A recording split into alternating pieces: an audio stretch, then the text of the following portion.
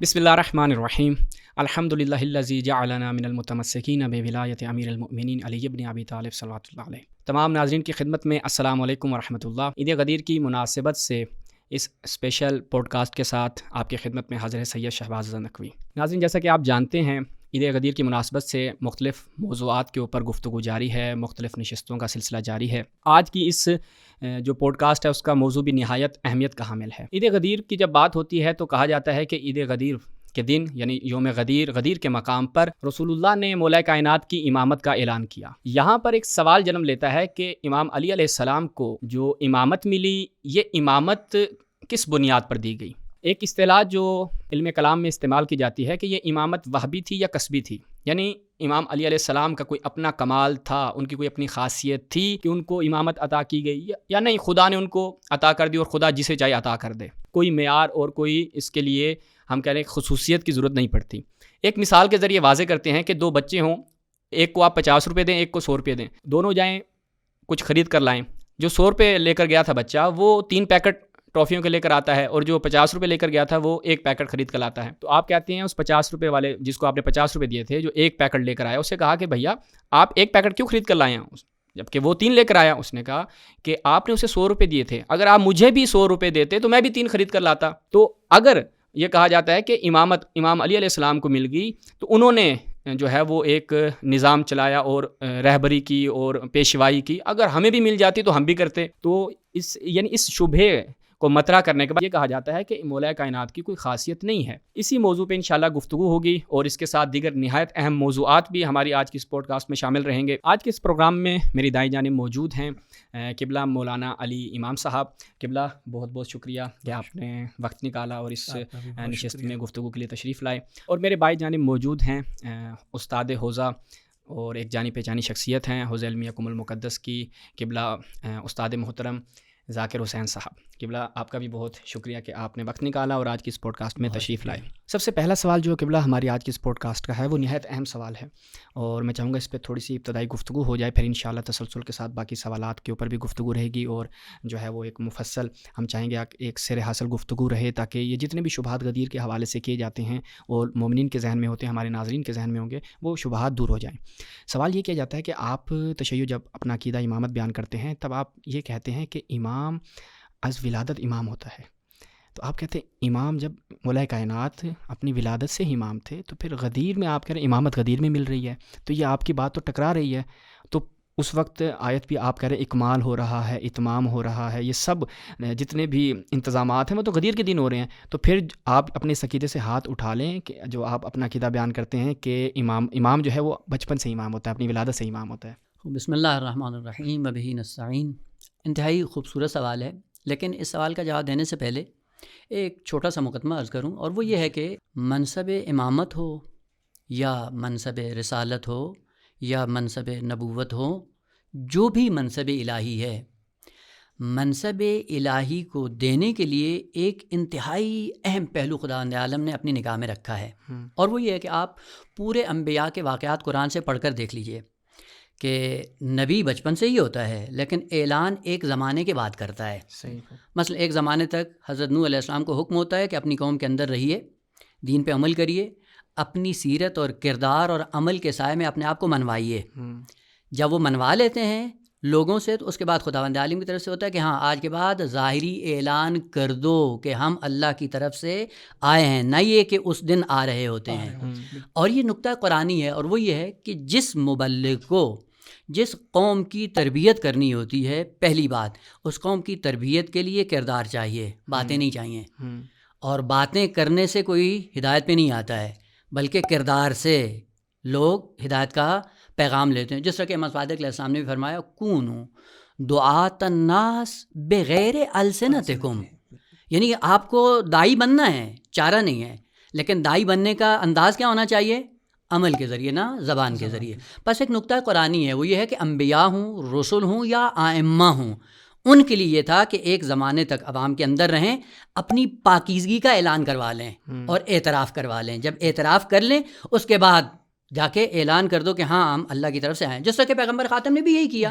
کہا کہ میں مجھے امین مانتے پہلے یا نہیں مانتے. نہ پہلے کیا کہا کہ میں اگر یہ کہوں کہ اس پہاڑ کے پیچھے ایک لشکر ہے جو تمہیں نابود کرنے آیا ہے، مان لو گے؟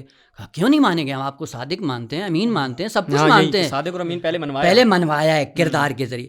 اور پیغمبر خاتم نے کہا کہ اگر تم جاؤ اور وہاں پہ دیکھو لشکر نہیں ہے تو پھر کیا کرو گے؟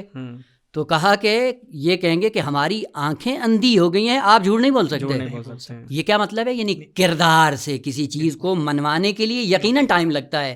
بس یہ نہ کہیں کہ غدیر میں اعلان ہوا ہے اس کا، نا، غدیر سے پہلے کردار کے ذریعے امیر المومنین نے اپنے آپ کو منوایا ہے، جس کے بعد کوئی گزینہ ہی پیغمبر کے سامنے نہیں بچتا تھا کہ اس کے علاوہ کوئی اس منصب کے لائق نظر ہی نہیں آ رہا تھا کہ جس کا اعلان کیا پیغمبر خاتم نے.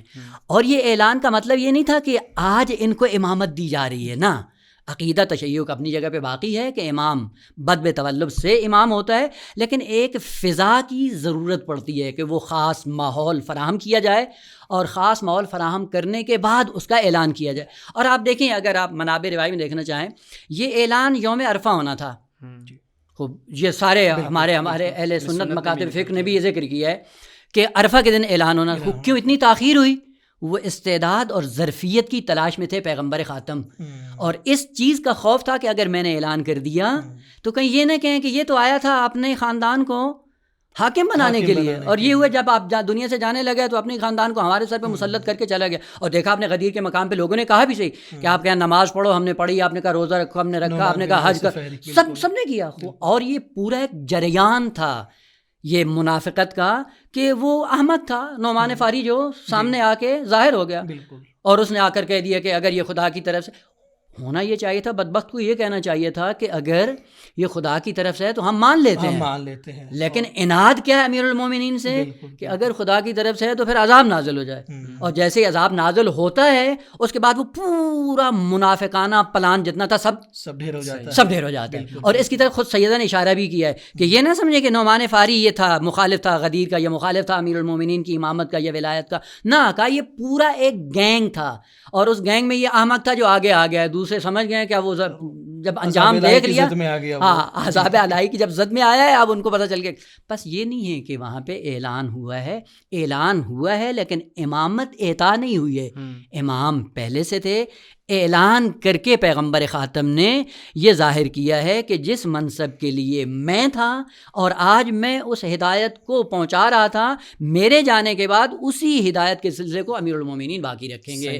بس اعلان اتمام یا اعلان اکمال یہ اظہار ہے، نہ اعطا نہیں ہوا ہے. مقامات پہلے سے موجود تھے، مناسب الہی پہلے سے موجود تھے، ایک خاص فضا کا تقاضا تھا. اور یہ ہے عقلی طور پہ بھی ہے کہ ایک شخص جب آتا ہے، ایک اپنا آئین لے کے آتا ہے اور اپنی 23 سالہ محنت پوری بشریت کے اندر آ کر نمایاں کرتا ہے، اور اس کو معلوم ہے کہ یہ قیامت تک بھی رہنا ہے، کوئی نیا دین اس کے بعد نہیں آئے گا، اور میں بھی اس دنیا میں باقی نہیں رہوں گا.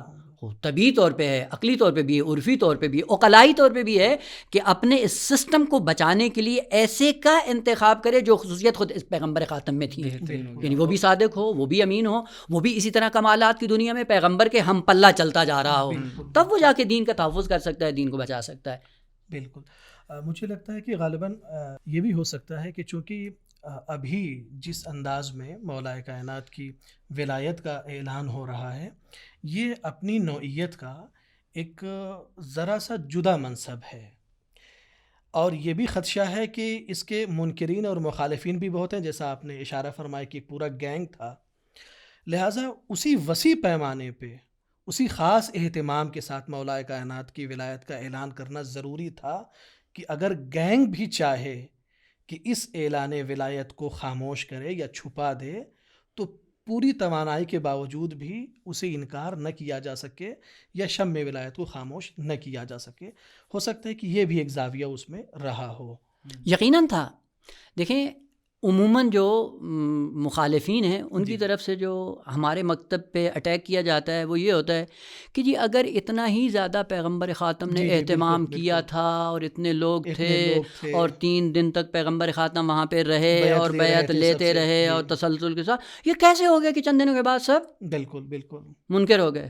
خوب آپ کی تاریخ یہ بتاتی ہے ہم، اور آپ کے جو کارنامے ہیں بالکل وہ بھی بتاتے ہیں کہ یہ حقیقت یہ واقع ہوئی ہے اور اس حقیقت کا انکار کیا گیا ہے.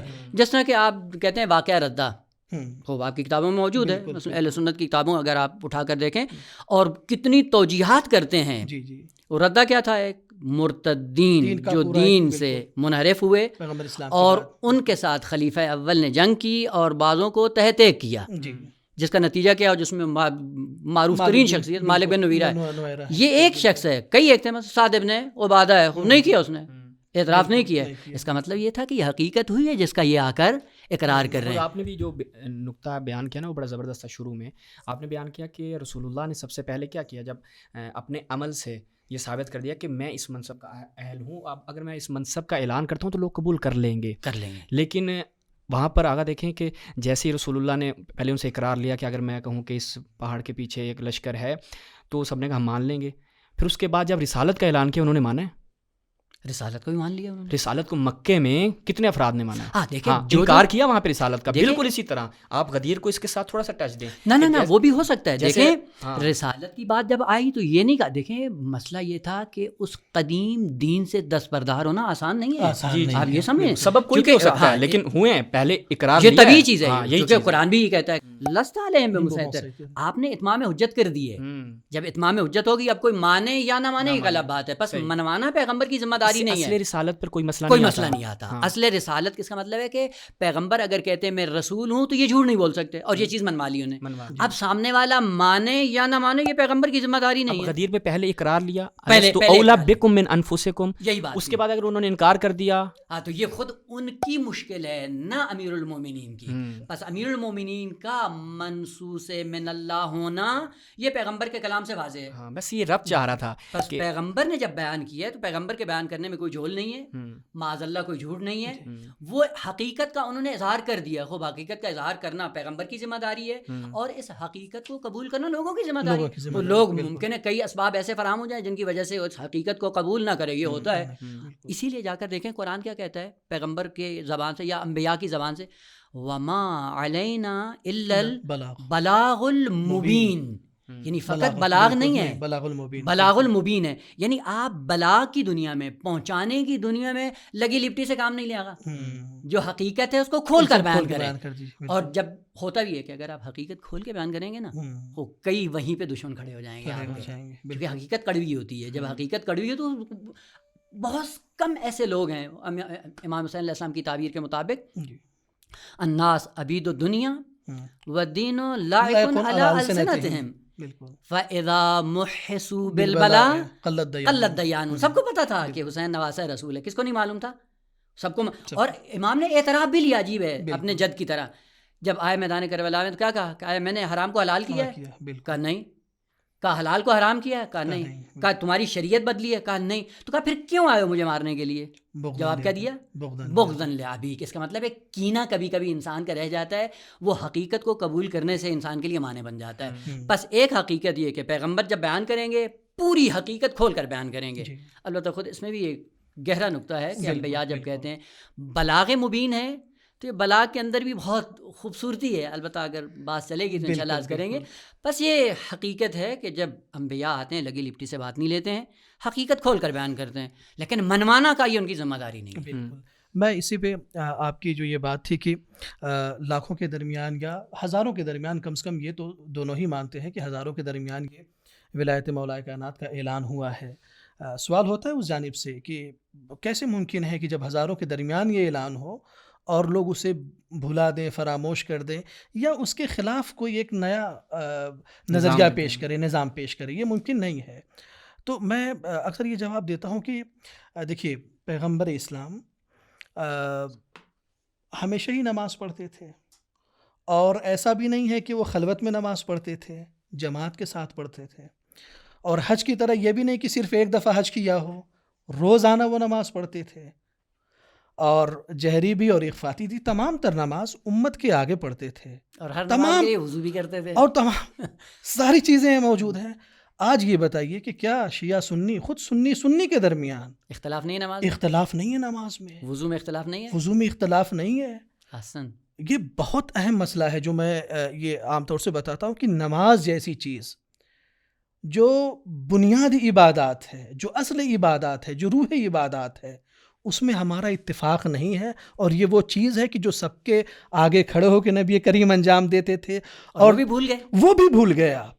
تو اس کا مطلب ہے جو غدیر ایک مرتبہ وجود میں آیا ہے، اگر اس کا انکار کر دیں تو کوئی بڑی بات نہیں ہے. بخاری مسلم کی روایت بھی ہے نا، جو قبلہ نے بڑا پیارا نقطہ بیان کیا. بخاری مسلم میں روایت بھی ہے کہ مولا کائنات کے پیچھے جب کچھ صحابہ نے نماز پڑھی تو وہاں پہ کہا کہ ہمیں آج رسول کی نماز یاد آئی ہے. بالکل. کیا مطلب ہے رسول کی نماز انہیں اس دن 25 سالہ دور میں کیوں یاد نہیں آئی؟ بالکل. اس کا مطلب یہ ہے کہ بس لوگوں کا کسی حقیقت سے منحرف ہو جانا، اس کا مطلب یہ نہیں ہوتا کہ حقیقت وقوع پذیر نہیں ہوئی. بہت خوبصورت. حقیقت اپنی جگہ پہ باقی ہے. لوگ امیال اور ان کی خواہشات اور نہ جانے کون سے اسباب دنیاوی وجود میں آتے ہیں جس کی وجہ سے حقائق پہ پردہ پوشی کر دی جاتی ہے. اور یہ سنت فقط پیغمبر خاتم کی امت میں نہیں رہی، یہ بنی اسرائیل کے اندر بھی تھی. کتمان حق کرتے تھے اور لوگوں کی رضایت حاصل کرنے کے لیے دین کی توجیہات کر کے یہ سلسلہ جاری ساری رہتا ہے. اور یہ بھی نہیں ہے کہ پیغمبر خاتم کی امت کوئی الگ تھلگ ہے، کہا وہی سنت ہے جو پہلی امتوں میں جاری ہے. بالکل صحیح. بالکل. یہاں پہ قبلہ جو سوال یہ اٹھتا ہے، آپ نے بڑا بہترین بیان کیا جو ہم نے ابتدا میں سوال کیا کہ یہ جو اعلان ہو رہا ہے امامت کا، اس کا اور امام کا از ولادت امام ہونا، کیا اس میں کوئی تضاد ہے یا نہیں ہے؟ اس کے اوپر آپ نے بڑا بہترین جواب دیا. قبلہ نے بھی بہت جو ہے بہترین انداز سے گفتگو کی. اگلا جو اس میں نقطہ وہ یہ تھا کہ اس آیت میں جو آیت ہم بیان کرتے ہیں، مخالفین بعض اس میں شک و تردید کرتے ہیں، لیکن ہماری طرف سے یہ کہا جاتا ہے کہ یہ اکملت لکم، جو تمہارے لیے آج دین مکمل کیا جا رہا ہے، اس کے بعد اتمام کی جا رہی نعمتیں مکمل کی جا رہی ہیں، اور میں راضی ہو گیا. یعنی یہ جو چیزیں ہیں، اس کا مطلب کیا کہ آج اکمال ہو رہا ہے، پہلے کوئی نقص تھا. آج رضایت مکمل مل رہی ہے، پہلے جو ہے وہ تھوڑی سی اس کے اندر کمی بیشی تھی. تو یہ کیسے سازگار ہے؟ خوبصورت سوال ہے یہ بھی، اور واقعاً ہونا بھی چاہیے. دیکھیں بس اوقات ہمارا ایک تصور بن جاتا ہے اور ہم انہی تصورات کے سائے میں اپنے دین کی ایک شکل بنا لیتے ہیں، اور پھر جب حقیقت قرآنی سامنے آتی ہے تو تھوڑا سا میں جھٹکا لگتا ہے کہ ہمارے ذہن میں تو یہ حقیقت تھی اور یہ کیا ہو گیا. اس کا ایک میں تمثیل کے ذریعے آگے بڑھوں گا. مطلب دیکھیں مشہور ترین آیہ قرآن کی آیہ تطہیر، وہاں پہ خدا کیا فرماتا ہے؟ انما یرید اللہ لیذھب عنکم الرجس اہل البیت. اب وہ آیت کو بیان کرنا مقصود نہیں، فقط مثال کے ذریعے اس نقطے کو عرض کرنا ہے. خدا نے کہا لیذھب عنکم الرجس، یعنی ہم رجس کو دور کرنا چاہ رہے ہیں. اس کا مطلب یہ کہ پہلے وہ رجس میں مبتلا تھے. یہی ہوتا ہے پاک کرنا اور پاک رکھنا دونوں میں فرق ہے نا. اذہاب دونوں ہیں. اذہاب وہ جو پہلے رجس میں مبتلا ہے اس کو اگر اس سے نکال لیں تو بھی اذہاب ہے.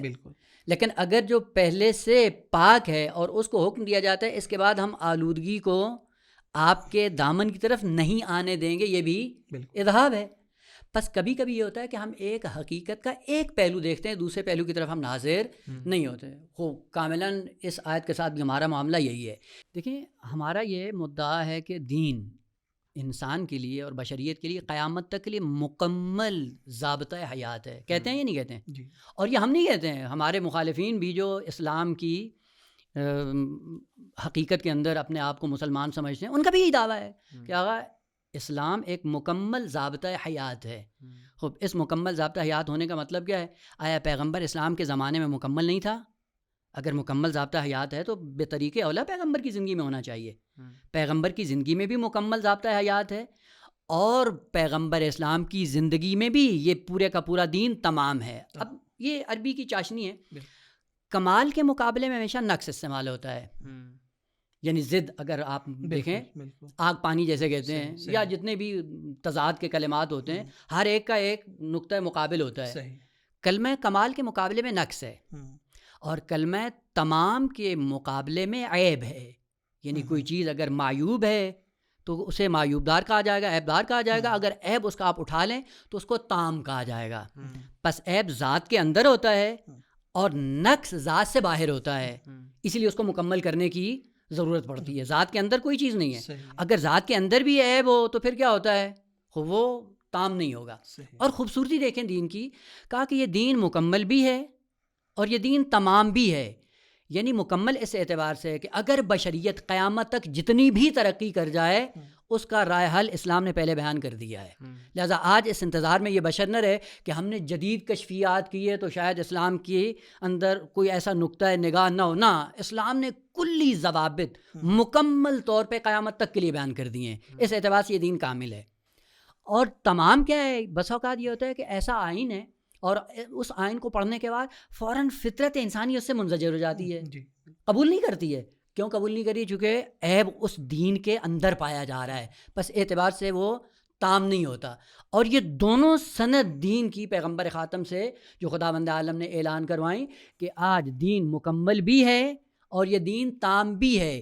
یہ اعلان اکمال ہے، اعلان اتمام ہے. نہ یہ کہ پہلے کوئی نقص تھا آج دور ہو گیا ہے، نہ پہلے کوئی اس کے اندر عیب تھا جو آج ختم ہو گیا ہے. خود پھر آج اعلان کیوں ہوا ہے؟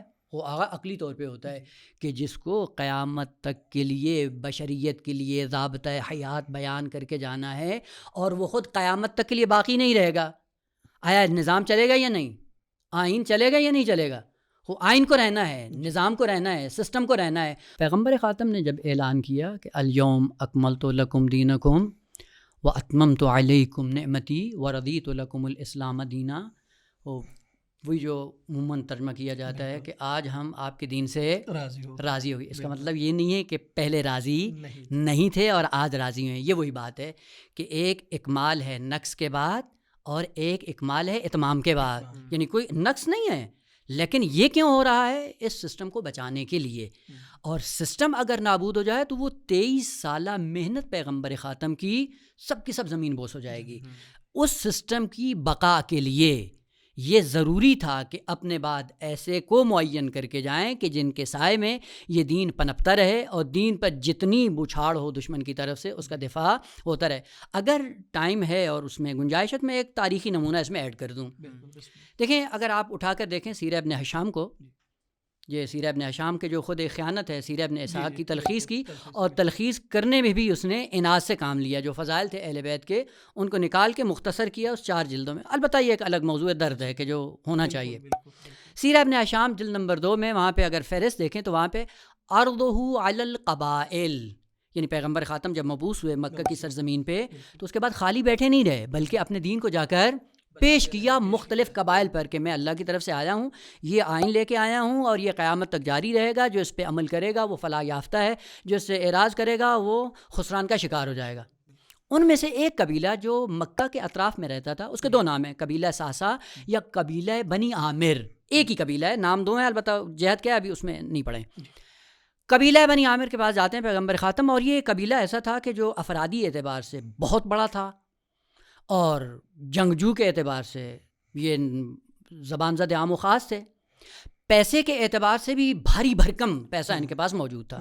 وہ پیغمبر خاتم گئے، ان سے کہا کہ میں یہ آئین لے کے آیا ہوں اور آپ کے سامنے پیش کر رہا ہوں، آپ اس آئین کو قبول کرو. انہوں نے کہا ہماری ایک شرط ہے. شرط کیا ہے؟ کہا کہ ہم آپ کے آئین کو قبول کرتے ہیں، فقط قبول نہیں کرتے، ہم آپ کا دفاع بھی کریں گے، آپ کی حمایت بھی کریں گے، آپ کی نصرت بھی کریں گے، جہاں پہ بھی آپ کو جس چیز کی ضرورت ہوگی ہم فراہم کریں گے. لیکن ایک شرط ہے. کہا کیا؟ کا شرط یہ ہے کہ کیونکہ آپ کو بھی معلوم ہے ہمیں بھی معلوم ہے کہ آپ کو الابد باقی نہیں رہنا ہے، دنیا سے آپ چلے جائیں گے.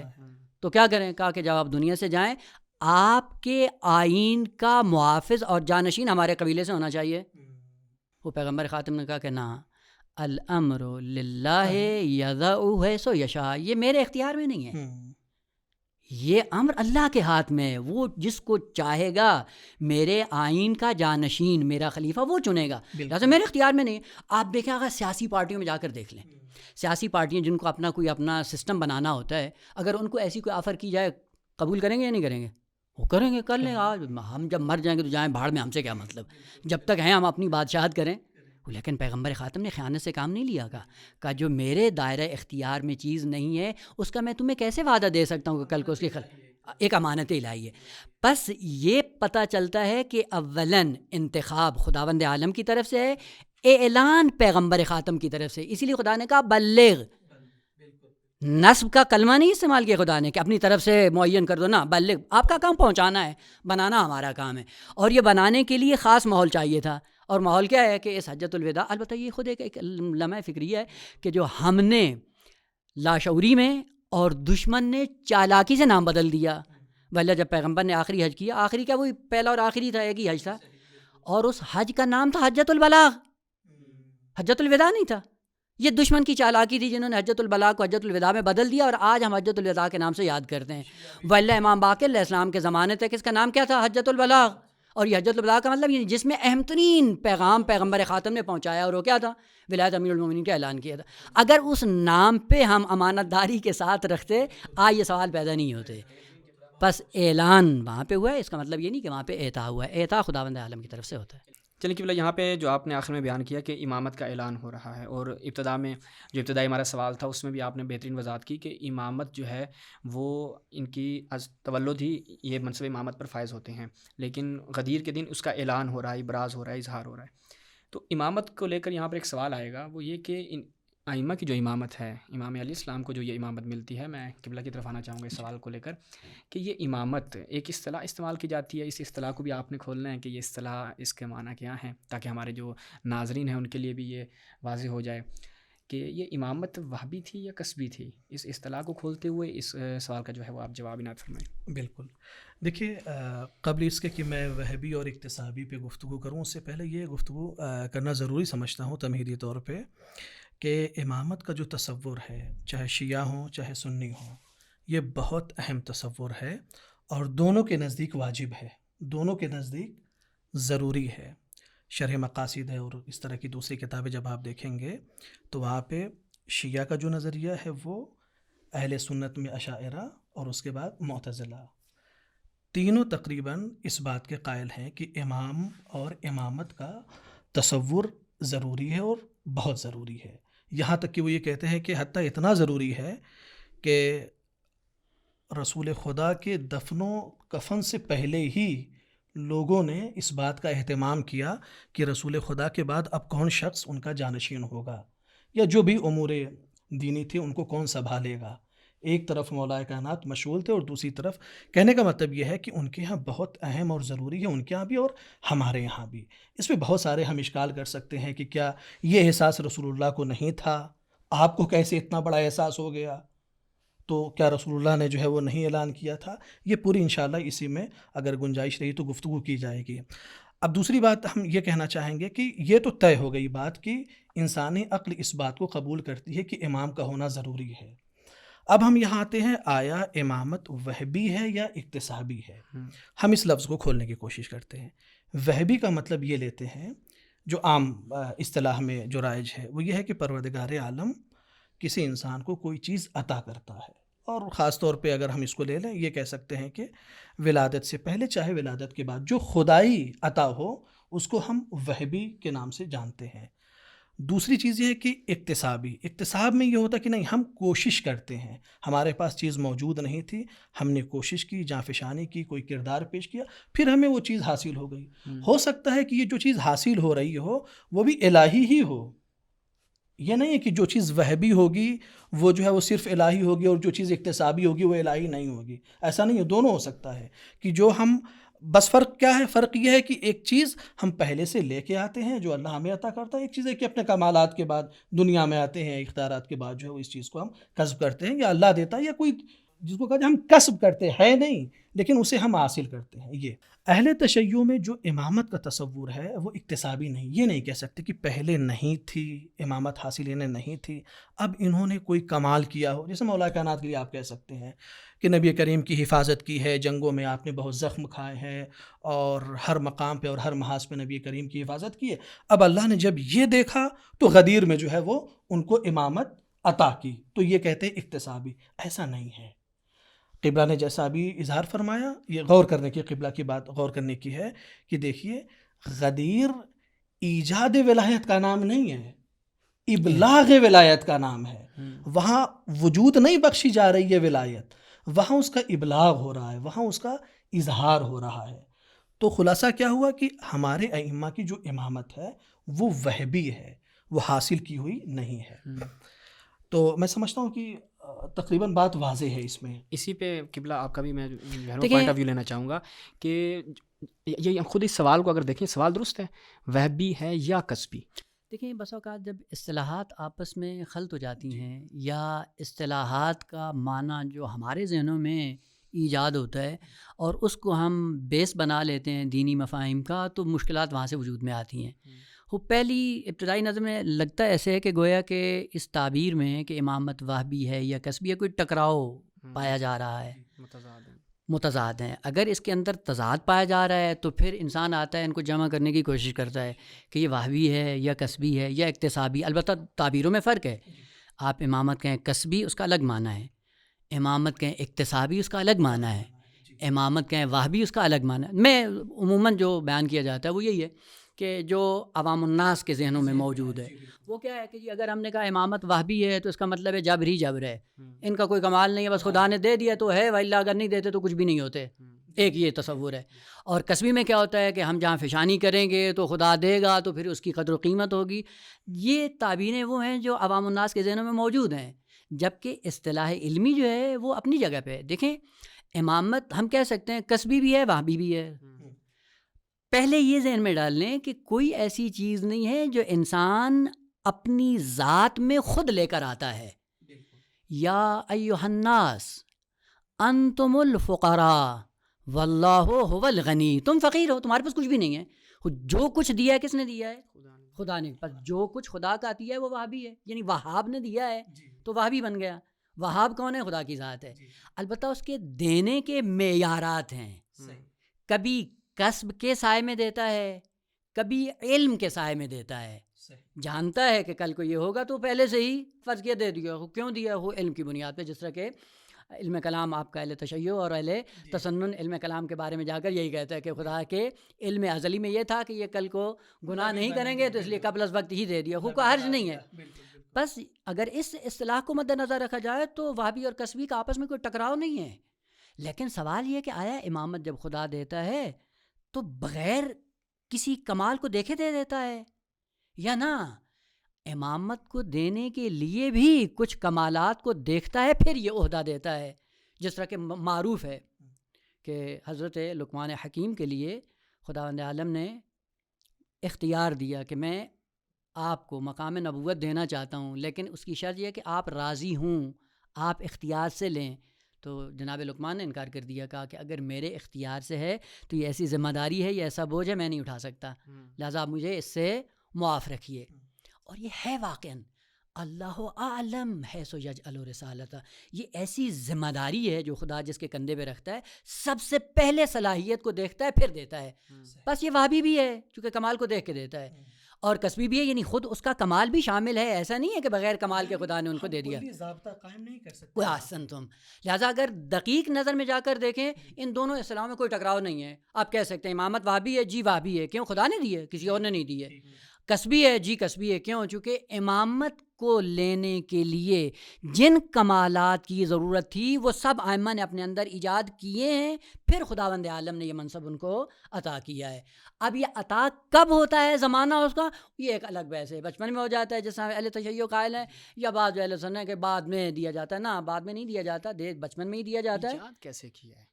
یعنی آپ خود ولادت سے امامت کے قائل ہیں، آپ کہتے ہیں آئمہ نے اپنے وجود میں ایک ظرف بنایا اور اپنے اندر وہ خاصیت ایجاد کی، پھر خدا کی طرف سے عطا ہو گیا۔ جب آپ یہ جملہ بیان کرتے ہیں تو پھر پیچھے والی آپ کی بات کی نفی ظاہراً مجھے لگ رہی ہے۔ ایسا نہیں ہے، کیونکہ ہم نے بات کو بیچ سے لیا ہوا ہے، اگر جڑ سے بات کو لیتے تو یہ مشکل پیش نہیں آتی۔ خوب آئے حضرت عیسیٰ علیہ السلام کے لیے کیا ہوا، معذرت تو سارا سامنے ہی ہے نا، کیا فرماتے ہیں؟ انی عبداللہ ہے آتانی الکتاب وجعلنی نبیہ۔ کہاں ہے؟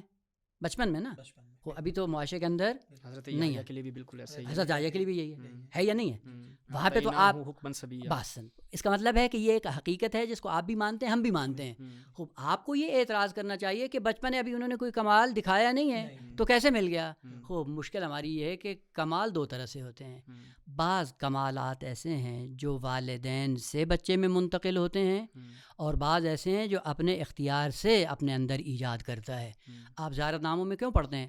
جب سلام کرتے ہیں اشہد انک کنتا فل نورن فل اسلام شامخہ والارحام اس کا مطلب ہے کہ جتنا پیچھے سلسلہ نسب ہے سارا پاک ہے اور اس کی پاکیزگی باعث بنی ہے کہ بچپن ہی اس کو دے دیا جائے، جس کا نمونہ جناب عیسیٰ علیہ السلام ہے، جناب یحییٰ علیہ السلام ہے، کہ جس کا کوئی منکر نہیں ہے، یہ والد ہے۔ اسی لیے آقا دیکھیں، آپ نے دیکھا ہوگا یہ مشاہدہ بھی ہے، یعنی یہ قابل تجربہ بھی ہے۔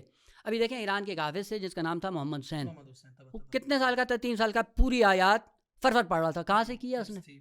یہ والدین کی تربیت تھی جس کی بس ممکن ہے کمالات انسان مستقیماً خود ان کو حاصل کرے، یا وہی کمالات طہارت باطنی اور پاکیزگی اور تربیت پاکیزہ کے نتیجے میں بچے میں منتقل ہو، اور اس کمال کو دیکھتے ہوئے خداوند عالم اپنا منصب کسی کو عطا کر دے، کوئی مشکل نہیں ہے۔ بس مشکل ہماری یہ ہے کہ ہم نے یہ سمجھا ہے کہ کمالات جو انسان کے اندر ہوں وہ حتماً وہی ہوں جو وہ خود کسب کرے، نہ ضروری ہے وہ خود کسب کرے، اور یہ بھی عین ممکن ہے کہ والدین کی تربیت باعث بنے کہ جس کے نتیجے میں پاک و پاکیزہ۔ اور آقا یہ ہے تربیت، یہ بات آ گئی تو نقطہ عرض کر دوں، آپ جا کر دیکھیں معاشرے میں بچوں کی جو تربیت ہوتی ہے، اس لیے آپ کہتے ہیں کہ اگر والدین کو دیکھنا ہو کہ یہ کتنے پانی میں ہیں تو کہا والدین کے ساتھ الٹے بیٹھنے کی ضرورت نہیں ہے، ان کے بچوں کو دیکھ لیں، پتہ چل جائے گا والدین کیا کرتے ہیں۔ اس کا مطلب کیا ہوا ہے کہ آقا والدین منتقل کرتے ہیں، ہے نا روایت کہ کل مولود یولد علی الفطرہ، لیکن ابواہ کیا کرتے ہیں؟ یحودان ہی، یمجسان ہی، ینصران ہی۔ بس اس کا مطلب ہے کہ کمالات جب انسان کی ذات کے اندر آتے ہیں، بعض ایسے ہوتے ہیں جن کو خود اپنے ارادے اور اختیار سے لیتا ہے، اور بعض ایسے ہیں جو والدین کی تربیت سے اس کے اندر آتے ہیں۔ وجود پاکیزہ رہتا ہے، پاکیزگی وجود کی علامت یہ ہوتی ہے خداوند اعلیٰ وہیں پہ منصب دے دیتا ہے، جس طرح کہ حضرت عیسیٰ علیہ السلام اور حضرت یحییٰ علیہ السلام کی مثال واضح ہے ہمارے سامنے۔ جی قبلہ، آپ کی گفتگو سے ایک سوال ابھر کے سامنے آتا ہے، وہ یہ ہے کہ جناب لقمان علیہ السلام کے لیے جب پروردگار عالم نے یہ اعلان کیا یا یہ ان سے یہ بات کہی کہ آپ نبوت کو لے لیجئے رضاعت کے ساتھ، اور انہوں نے کہا کہ نہیں یہ بہت عظیم اور بڑا گراں منصب ہے، ہم اسے نہیں لے سکتے، تو نہیں لیا انہوں نے۔ اس سے یہ بات نہیں ابھر کے سامنے آتی کہ پہلے نبی نہیں ہوتا ہے، بعد میں نبی ہوتا ہے؟ نہ یہ نہیں ہے، نبی تو ہے جی، لیکن بات یہ تھی کہ نبوت پہ فائز ہونے کے لیے جی کچھ ذاتی کمالات کی ضرورت ہے انسان کے اندر، جی، ان کمالات کو دیکھتے ہوئے خدا دے دیتا ہے۔ ٹھیک ہے۔ بات یہ تھی کہ کب دیتا ہے، وہ بدبت والوں سے دے دیتا ہے۔ اگر اس میں کوئی اعتراض ہونا چاہیے تو یہ ہو سکتا ہے کہ مثلا حضرت عیسیٰ علیہ السلام کو جب ملی تو جب ان کا کوئی ذاتی کمال نظر نہیں آیا ہے تو کیسے خدا نے بچپن میں ان کو دے دیا ہے۔ کمالات انسان کہاں پہ حاصل کرتا ہے؟ وہ جب بڑا ہوگا، بالغ ہوگا، اپنے ارادے اور اختیار سے کام کرے گا، تب جا کر اس کو ملے گا۔ لیکن اشتباہ جو ہے وہ 2 طرح سے سامنے آتا ہے۔ وہ یہ ایک بات یہ کہ ہم نے کمال کو منحصر کیا ہوا ہے اس چیز میں کہ جب ہم اپنے اختیار سے کسی کام کو انجام دیں گے تو وہ ہمارا کمال ہوگا، اور اگر کسی کے کمال کو قبول کریں گے تو وہ ہمارا کمال نہیں ہوگا۔ نہ، یہ اشتباہ ہے۔ اسی لیے 2 تعبیریں، قانون عقلی بھی ہے، بالکل لینے دینے کا قانون عقلی طور پہ کیا مطلب؟ یعنی ایک دے رہا ہے اور ایک لے رہا ہے۔ اگر دینے والا فیاض مطلق ہو صحیح، اور لینے والے کے اندر لینے کی صلاحیت نہ ہو، لے لے گا؟ نہیں لے سکتا۔ اب کئی مثالیں ہیں، آپ اگر اسی عقلی بات کو ثابت کرنا چاہیں، مثلا فرض کریں آپ نے 1 میٹر کپڑا دیا درزی کو اور بہت بڑا ماہر تھا، اس سے کہیں کہ اگر 5 فٹ کی لاش کے لیے شلوار کرتا بنا دے گا؟ نہیں۔ نقص کہاں پہ ہے؟ نقص کپڑے میں ہے یا خیاط میں ہے؟ بس اس کا مطلب ہے کہ اگر کپڑے میں نقص نہ ہوتا تو وہ ماہر خیاط تھا، اس کو بنا دیتا۔ عقلی طور پہ لینے دینے کا قانون، تو جو لینے دینے کا قانون ہے اس میں یہ ہے، عقل یہ کہتی کہ دینے والے میں دینے کی بھرپور صلاحیت ہو، اور لینے والے میں لینے کی بھرپور صلاحیت ہو۔ وہ جب لینے والے میں بھرپور صلاحیت ہوگی تو جو دینے والا دے رہا ہے لینے والا لے لے گا۔ ایسے ہی ہے نا؟ واللہ 4 مہینے کا بچہ ہو، آپ ایک ریاضی کا فارمولہ اس کو سمجھانا چاہیں گے، سمجھا لیں گے؟ نہیں سمجھا، پتہ نہیں سمجھا سکتے، کیوں؟ چونکہ لینے والے میں لینے کی صلاحیت نہیں ہے، اور یہ لینے کی صلاحیت جس میں آ جائے یہ اس کا فعل شمار ہوتا ہے۔ بالکل۔ حضرت عیسیٰ علیہ السلام جتنے کمالات والدین اس بچے میں منتقل کرنا چاہ رہے تھے اس نے قبول کیے نہیں کیے؟ بالکل۔ لے لیے نہیں لیے؟ خوب جب لیے ہیں تو اس کا اپنا فعل شمار ہوتا ہے یا نہیں ہوتا؟ بس یہ نہیں ہے کہ کمال فقط صدوری ہوتا ہے، کمال قبول کی صورت میں بھی ہوتا ہے۔ وہ پیغمبر خاتم کے لیے بھی خداوند عالم نے یہی کہا۔ قرآن نازل کس نے کیا ہے؟ خدا نے۔ عطا کس نے کیا ہے؟ خدا نے۔ وہ پیغمبر نے کیا کیا ہے؟ وہ پیغمبر نے اس حقیقت کو لے کر اپنا فعل شمار کیا ہے. لہذا قرآن کیا کہتا ہے؟ اِنَّكَ لَتُلَقَّى الْقُرْآنَ مِن لَدُنْ حکیم علیم. یعنی آپ کے اندر یہ صلاحیت ہے، قرآن جہاں پہ تھا آپ وہاں سے جا کر لے سکتے ہو. پس حقائق کو لینا بھی انسان کا کمال ہے اور اس کے ظرف وجودی کی حقیقت کو نمایاں کر رہا ہے کہ ظرف اتنا پاکیزہ ہے کہ اس حقیقت کو دریافت کر رہا ہے. یہ پاکیزگی حضرت عیسیٰ علیہ السلام ہے کہ جو بچپنے میں مقام نبوت کو لینے کی صلاحیت رکھتے ہیں. پس کمال ہے، اسی لیے خدا نے دیا ہے. اور جب اس کے اندر ہے، ہمارے ائمہ کے اندر بھی بطریق اولا یہ چیز بچپن میں ہی موجود ہوتی ہے اس کمال کو لینے کی، لیکن لوگوں کی ظرفیت نہیں ہوتی، سننے کے قابل نہیں ہوتے، اس لیے ایک زمانے کا انتظار کیا جاتا ہے، اس کے بعد اس کا اعلان کروایا جاتا ہے. جب سارے کمالات ظاہر ہوں، جب ظاہر ہوتے ہیں تو اس کے بعد لوگوں میں یہ صلاحیت پیدا ہو جاتی ہے، قبول کرنے کے قابل ہو جاتے ہیں. بھائی ایسا نہیں ہے کہ اس قابل میں کوئی کمی تھی، قابل کے اندر اس حقیقت کو دریافت کرنے کی بھرپور صلاحیت تھی، اور اس صلاحیت کے ہوتے خداوند عالم نے دے بھی دیا ہے. یہ الگ بات ہے کہ لوگوں کو معلوم ہو یا نہ ہو. ایک زمانہ چاہیے کہ لوگوں کو بتانے کے لیے کہ ان کے اندر ظرفیت پیدا ہو جائے، اس کے بعد اعلان کر دیں، مانے یا نہ مانے ان کی بلا سے. بہت بہترین وضاحت کی قبلہ آپ نے، اور بڑی تفصیل سے اس کو بیان کیا. اب میں چاہوں گا کہ پروگرام کا جو کہ وقت ہم یہ کہیں کہ افسوس کے ساتھ کہنا پڑ رہا ہے کہ ختم ہو چکا ہے. ایک بہترین گفتگو چل رہی تھی، نہایت ایک علمی اسلوب میں آپ نے گفتگو فرمائی، اور خواہش تو یہ تھی کہ یہ زیادہ بڑھے، لیکن چونکہ دامن وقت میں گنجائش نہیں ہے. اب ہم چاہتے ہیں کہ نتیجے تک پہنچیں اور عوام کو، جو ہمارے ناظرین ہیں، ان کو ایک نتیجہ دیں کہ اس وقت جو آپ نے پوری گفتگو کی ہمارے سوال کے جواب میں کہ امامت بالآخر وہبی ہے یا کسبی ہے، جس کے جواب بھی قبلہ نے دیا. میں چاہوں گا کہ اب آپ دونوں حضرات جو ہیں اس کے اوپر ایک نتیجہ چند لائنوں میں بیان کر دیں تاکہ ہمارے مومنین کے لیے یہ نہایت واضح ہو جائے. جی قبلہ، تو میں نتیجہ جو ہے وہ آپ سے لینے چاہوں گا، اس کے بعد اختتام کریں گے. قبلہ دیکھیے، میری نظر میں جو اگر آپ نے یہ سوال کیا ہے کہ امامت وہبی ہے، اکتسابی ہے، اکتسابی کے جو الفاظ ہے، اس کے جو مفاہیم، اسے اختلاف نہ کرتے ہوئے قبلہ اس کی انشاءاللہ جو ہے وہ مکمل وضاحت کریں گے.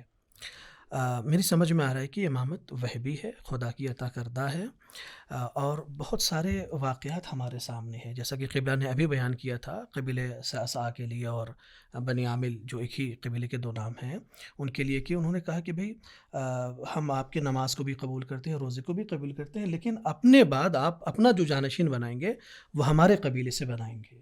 تو اللہ کے رسول نے کیا کہا؟ نہیں، یہ میرے اختیار میں نہیں ہے. بہترین دلیل ہے ولایت کے، امامت کے وہبی ہونے کی.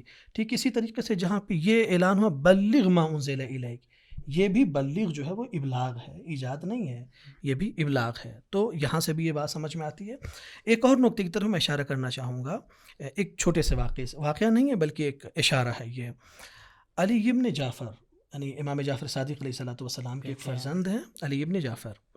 یہ جناب علی جو ہے وہ 90 برس کی ان کی عمر ہے، اور تقریباً امام علی نقی علیہ السلام کا زمانہ انہوں نے در کیا ہے. چھٹے امام کے فرزند ہے. جب امام جواد علیہ السلام، امام محمد تقی علیہ السلام جب بہت چھوٹے سے تھے، تو علی ابن جعفر اپنے تمام عمر کے باوجود، بزرگی کے باوجود، داڑھی کے سفید ہونے کے باوجود، آپ ان کے پیچھے پیچھے جاتے اور ان کا احترام کرتے ہیں، ان کو چومتے ہیں، بوسہ دیتے ہیں. کسی صحابی نے آ کے کہا کہ اب آپ تو کافی مسن ہیں، سن رسیدہ ہیں، اور یہ زیب نہیں دیتا، امامت کا حق تو آپ کا لگ رہا ہے. تو انہوں نے کیا کہا؟ انہوں نے اپنے محاسن پہ، اپنی داڑھی پہ ہاتھ پھیرا اور کہا کہ یہ جو میری داڑھی سفید ہے، اللہ نے اس کو اس قابل نہیں دیکھا کہ امامت کا عہدہ دے سکے، تو میں کون ہوتا ہوں؟ تو یہاں سے بھی یہ بات سمجھ میں آتی ہے کہ امامت جو ہے وہ اللہ کی طرف سے ایک وہبی عہدہ ہے، آپ اختیار نہیں کر سکتے، اسے اللہ کی عطا ہے، یہ امانت الہی ہے. دیکھیں آقا، دو چیزوں کو اگر ہم الگ کر دیں تو میرے خیال میں سوال مولانا نے جو دیا ہے وہ بھی جواب ٹھیک ہے، اور تھوڑا دقیق تر کر دیں، یعنی اصطلاح کو اگر جدا کر دیں تو واضح ہو جاتا ہے. دیکھیں، ایک معنی یہ کیا جائے کہ وہابی اور اکتسابی کا مطلب یہ ہے کہ خدا دیتا ہے یا انسان لیتا ہے، خوب یقیناً وہابی ہے، خدا ہی دیتا ہے. اس میں اکتسابی کا معنی یہ ہوتا ہے کہ آیا انسان اپنی ذاتی محنت کر کے کمالات پہ پہنچنے کے بعد اس عہدے پہ فائز ہو سکتا ہے؟ جواب منفی، کوئی بھی نہیں ہو سکتا ہے. بس اس معنی میں امامت واقعاً وہابی ہے، یعنی خدا جس کو دیتا ہے وہ خدا ہی دیتا ہے. اور یہ انسان سمجھے کہ ہاں جس طرح ہوتا ہے، مثلا میں عادل بن جاؤں گا، متقی بن جاؤں گا، پرہیزگار بن جاؤں گا اپنے اعمال کے ذریعے سے، یہ اکتسابی ہیں. ہو آیا اس معنی میں امامت اکتسابی ہے کہ میں محنت کر کے پاکیزگی کو باقی رکھتے ہوئے سارا کچھ کر لوں؟ کہنا اس معنی میں اکتسابی نہیں ہے، اور کسی کو نہیں ملے گی، جن کو مل چکی بس وہی ہیں، اس معنی میں وہابی ہے، اس میں کوئی شک نہیں ہے۔ لیکن وہ اصطلاح دیگر یہ کہ آیا امامت اکتسابی ہے، نہیں، وہ دوسرا ہے کہ آیا خدا نے بغیر معیار کے دے دیا ہے خود کسی کو، انہیں جن کو دیا ہے، جن کو دیا ہے، جن کو دیا ہے، ان میں کوئی معیار نہیں دیکھا ہے، معیار دیکھا ہے۔ وہ معیار کیا ہے؟ کہ وہ معیار اکتسابی ہے، یعنی خود انہوں نے اپنے آپ کو اس قابل بنایا کہ جس صلاحیت کو دیکھ کر خدا نے بعض کا انتخاب کیا اور بعض کا انتخاب نہیں کیا۔ البتہ وہ بہت سے اوصاف ہیں اور بہت سے وہ فضائل ہیں اور بہت سے کمالات ہیں جن کو انسان اپنے اندر پیدا کرتا ہے، جس کے نتیجے میں دیتا خدا ہی ہے، لیکن کچھ دیکھ کر دیتا ہے۔ میں ایک چھوٹا سا نمونہ اشارہ کروں، بہت سے اوصاف ہیں جو ان کے اندر ہونے چاہیے، خصوصاً ولایت ہونی چاہیے، اور ولایت کے ساتھ البتہ وہ پوری اس کی بحث مقام صمدیت پہ ان کو ہونا چاہیے، مقام تقویٰ پہ ان کو ہونا چاہیے، مقام عصمت پہ ان کو ہونا چاہیے۔ یہ سارے کمالات جو امامت کے ملنے کے لیے مؤثر ہیں وہ سارے ان کے اندر ہیں، بس وہ مقدمات یہ خود فراہم کرتے ہیں، وہ مقدمات اکتسابی ہیں، یہ خود کیے ہیں۔ لیکن سوال کیا ہے، جو بھی یہ مقدمات فراہم کر لے اس کو امامت مل جائے گی؟ کہنا ایسا نہیں ہے، اس کے لیے علم الہی شرط ہے، اور علم الہی جب شرط دیکھتا ہے تو وہ دیکھنے کے بعد بے شک کمالات ہوں، لیکن بعض ایسی چیزیں ہوتی ہیں جن کو خداوند عالم دیکھ رہا ہوتا ہے، عام بشریت نہیں دیکھ رہی۔ چھوٹا سا نمونہ بالکل دیکھیں، اگر امام سجاد علیہ السلام واقعہ کربلا کب رونما ہوا ہے؟ 61 ہجری میں، 61 اور اہل بیت کے ساتھ کیا ہوتا ہے؟ وہی جو مصائب پڑھ کے آج بھی دنیا روتی ہے، اور جو بھی باضمیر انسان ان کے مصائب پڑھ کے روتا ہے۔ ایک سال یہ واقعہ رونما ہوتا ہے، سال دوم 62 ہجری میں واقعہ ہے ہرہ وجود میں آتا ہے، وہ سب جانتے ہیں، میں وہ واقعہ بیان کرنا مقصود نہیں ہے۔ ایک سال پہلے اہل بیت کے ساتھ کیا کیا بنو امیہ نے؟ خوب آج سب کے لیے واضح ہے کہ کیا کیا ہے۔ بالکل وہ جو ایک ایک چادر کی بیویاں محتاج تھیں، اور وہ سارے واقعات جو پڑھے جاتے ہیں وہ اپنی جگہ پہ، لیکن اسی واقعہ ہرہ کے بعد جب مدینہ کی سرزمین پہ عبداللہ ابن حنظلہ کی قیادت میں بنو امیہ کا قتل عام شروع ہوتا ہے، یہی مروان جو ایک سال پہلے ولید کو مشورہ دے رہا تھا کہ امام حسین کو مسجد میں قتل کر دو، وہاں پہ پھر امام نے تحدید کیا ہے، تم میں یہ جان دم ہے یا کسی اور میں کہ جو مجھے آ کے قتل کی دھمکی دے سکتا ہے؟ یہی مروان اپنی اہل عیال کو آدھی رات میں لے کر سید سجاد کے دروازے پہ جاتا ہے، کیا کہتا ہے کہ میری ناموس آج خطرے میں ہے، پناہ دے سکتے ہیں؟ حسین نے جا کر سید سجاد نے دروازہ کھول دیا، اور بلا ساختہ اس کی زبان پہ یہ کلمات جاری ہوئے کہ اللہ اعلم حیث یجعل رسالتہ۔ بس اس کا مطلب ہے کوئی چیز دیکھتا ہے خدا، اور وہ جو دیکھتا ہے وہ اکتسابی ہوتی ہے، بس کوئی اصطلاح کے اندر منافات نہیں، بالکل اسی طرح کے بس وہابی اکتسابی اگر یہ معنی کریں کہ خدا کے علاوہ کوئی دیتا ہے یا خدا کے علاوہ تم پہنچ سکتے ہو، قطعاً نہیں پہنچ سکتے۔ لیکن اگر اکتسابی کا معنی یہ لیا جائے کہ آغا امامت بغیر معیار کے ملتی، نہ، یہ نہیں ہے، معیار ہے، وہ معیار اپنے اندر پیدا کر دیں، اور جن کے اندر وہ پیدا ہو جائے یہ بھی ضروری نہیں ہے کہ جو بھی اپنے اندر پیدا کر لیں سب کو دے دے، نہ، اس کے لیے پھر علم الہی شرط ہے کہ جس کو خداوند عالم دیکھ رہا ہوگا اس کے دوش پہ یہ ذمہ داری رکھ دے گا، اور یہ ذمہ داری رکھنا خود اللہ کا کام ہے، کسی اور کا کام نہیں ہے۔ بہت شکریہ قبلہ، بہت بہترین گفتگو ہوئی اور بڑا استفادہ ہوا، اور قبلہ نے بھی بڑی بہترین گفتگو کی۔ خداوند متعال آپ دونوں بزرگان کو صحت و سلامتی عطا فرمائے۔ یہیں پر ہم آج کے اس پوڈ کاسٹ کا اختتام کرتے ہیں۔ آج کی ہماری اس گفتگو کا جو خلاصہ اور نتیجہ نکلتا ہے، جو ہم نے سوال رکھا تھا کہ امامت وہابی ہے یا اکتسابی ہے، یعنی وہابی کی جو تفصیل تھی وہ بھی قبلہ نے بڑی خوبصورت بیان کی، اور آغا نے بھی بیان کی کہ خدا کی طرف سے یہ منصب عطا کیا جاتا ہے، اور آغا نے جو ایک بڑے خوبصورت انداز میں بیان کیا وہ یہ کہ وہابی اور اقتصادی میں کوئی تضاد نہیں ہے۔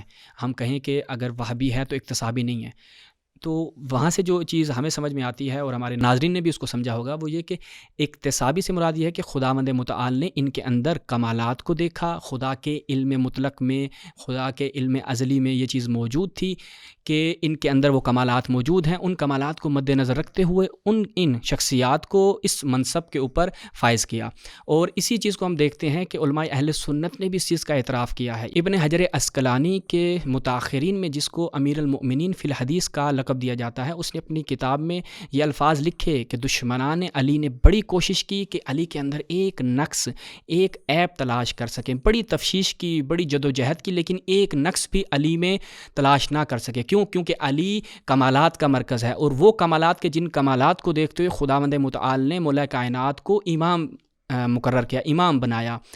تو انہوں نے کیا کیا، مد مقابل جو افراد تھے، جب علی میں کوئی نقص تلاش نہ کر سکے تو جو مد مقابل افراد تھے ان کے لیے فضائل گھڑنا شروع کر دیے تاکہ وہ علی کے ردیف میں ایسے افراد کو لا سکیں۔ تو یہاں سے یہ چیز نہایت واضح ہو جاتی ہے کہ مولا کائنات کی جو امامت ہے وہ وہابی بھی ہے اور اکتسابی بھی ہے۔ اسی کے ساتھ ہماری آج کی پوڈ کاسٹ کا اختتام کریں گے۔ اپنی دعاؤں میں یاد رکھیے گا۔ والسلام علیکم ورحمۃ اللہ۔